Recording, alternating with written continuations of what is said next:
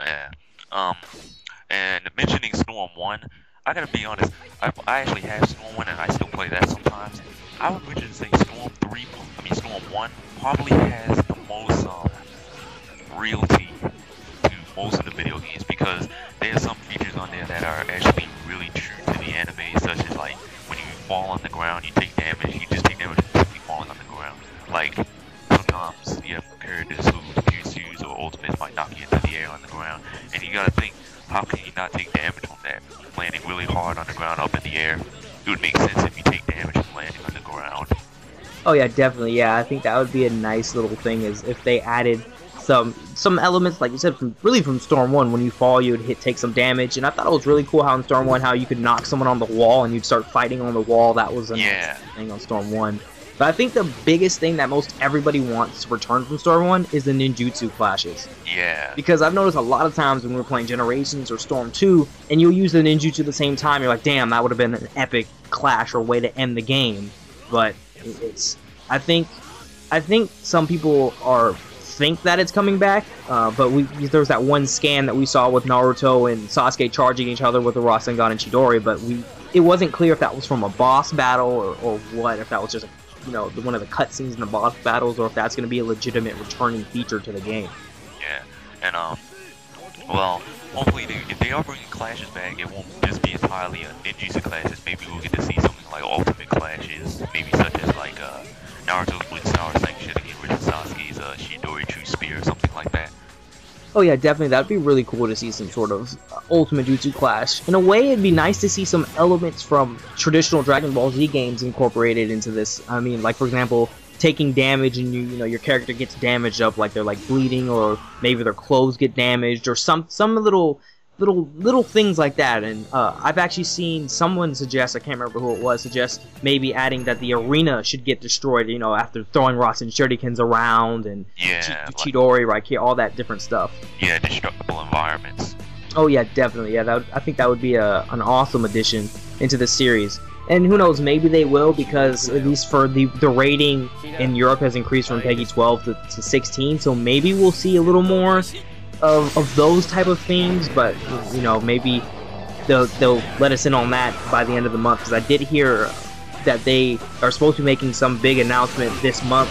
I believe that was one of your videos, I believe, said that, or somebody's video that I had watched was saying that EC2 had posted saying that they're going to basically make a big announcement that, supposed to change the game, quote unquote, in regards to Storm 3 sometime this month.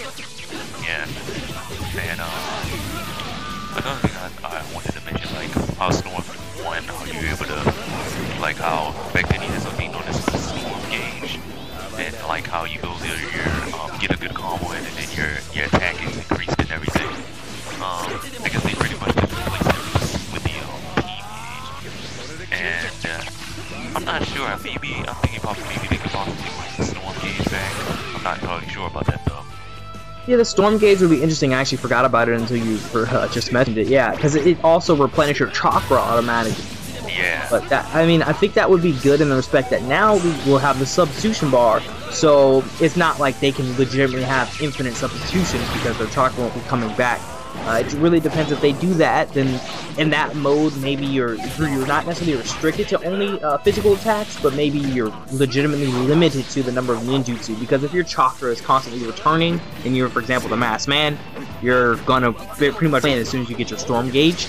But yeah, that'd be cool to see the Storm Gauge come back with some sort of check and balance system to what we already have.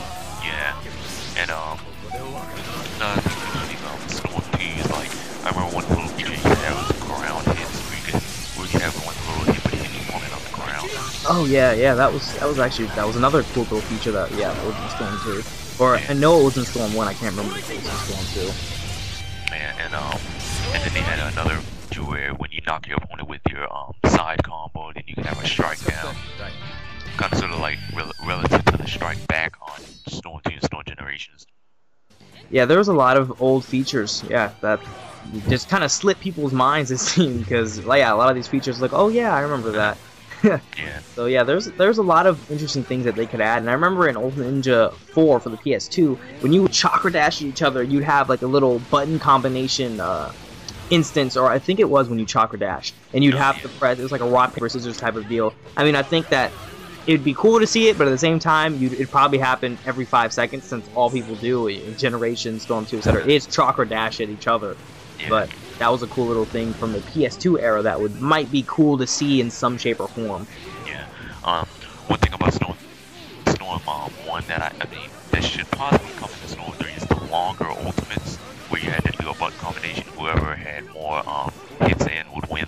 Because I think sometimes people who get hit by ultimates way too many times, I think maybe to an extent they should still have somewhat of a chance to be able to get out of it. Yeah, I think that having the longer ultimates, longer cinematics was just an amazing addition, and it made the game all that much better.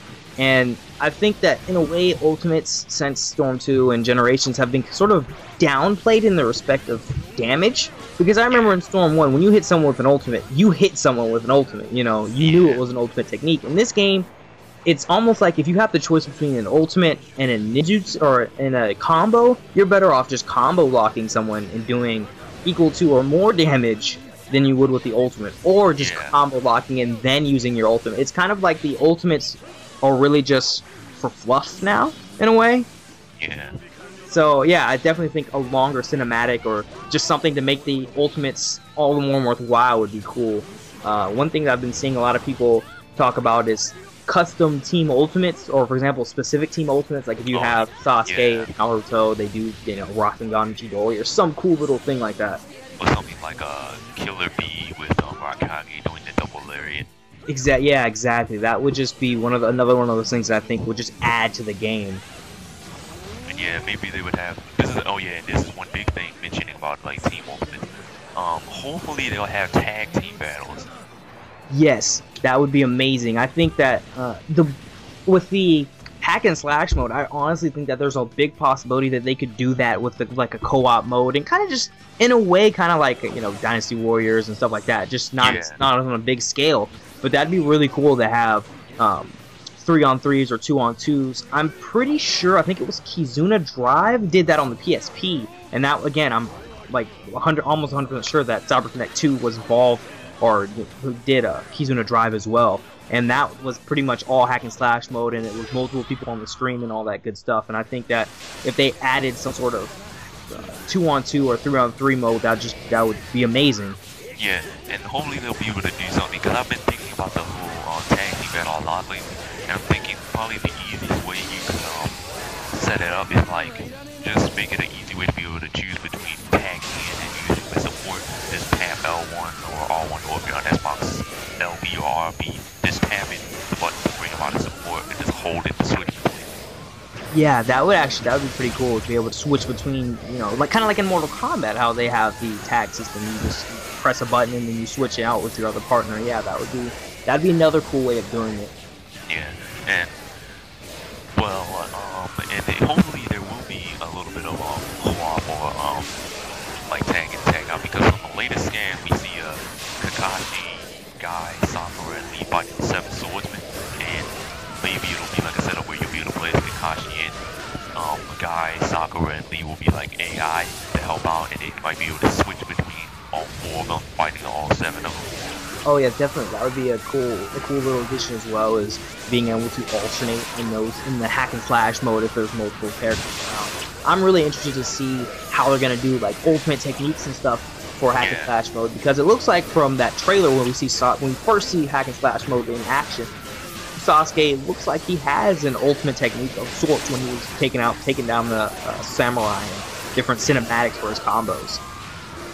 Yeah, and I was very excited to finally see a little bit of the hack and slash, because actually I kind of already expected that's what it was gonna look like. I thought they were probably just gonna like keep Sasuke's combos the same, and they may give him ultimate attack, or maybe like if you just heard of Bleach Soul Resurrection, you have to build up combos, get up a lot of energy or points, and then to the point where you can either do an ultimate attack or go into awakening, and then like in Bleach, after you play as Ichigo, when you transform, he pulls out his mask, and then his energy slowly drains down, and you can like do combos to keep the transformation up, or you can just do an ultimate attack to just drain it out and everything like that. Having a meter, where like in the hack and slash for Storm 3 to be able to for the awakenings and stuff. Oh yeah, definitely, that'd be really cool, because I actually have Bleach Soul Resurrection, and I'm actually thinking about doing a playthrough for that on the channel, but that's another topic in itself. But yeah, that would be really cool to take some sort of element from Soul Resurrection, because yeah, that was a really good the entire game was hack and slash, but making, you know, hack and slash mode similar to that would be pretty nice, and it kind of looks like that's what it's gonna be like. But I mean, generally most hack and slash modes or games all look very similar. It's just the mechanics that they take the time to change. Yeah. Another thing I want to talk about is like how in Storm 1 and Storm Generations, you had those characters who were like just only support. Like, well, now we have Daru, who's finally on the playable list.